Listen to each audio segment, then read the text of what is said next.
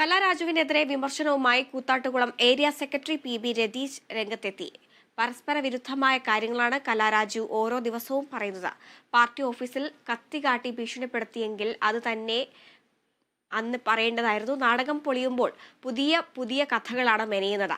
മാത്യു കുഴൽനാടനുമായി കലാരാജുവിന് എന്താണ് ബന്ധമെന്നും ഈ വിഷയത്തിൽ എന്തിനാണ് പ്രത്യേക താല്പര്യം എടുക്കുന്നതെന്നും പി രതീഷ് പറഞ്ഞു. ഓരോ തവണ മാധ്യമങ്ങളെ കാണുമ്പോഴും പരസ്പര വിരുദ്ധമായ നിരവധി കാര്യങ്ങളാണ്.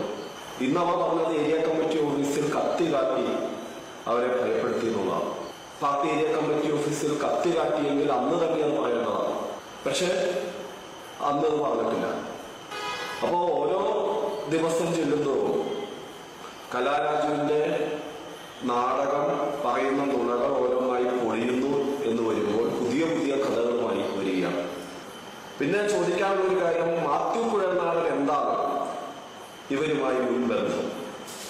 കാരണം മാത്യു കുഴൽനാടൻ ആശുപത്രി സന്ദർശിക്കുന്നു, ഒരു ബന്ധവും ഇല്ലാത്ത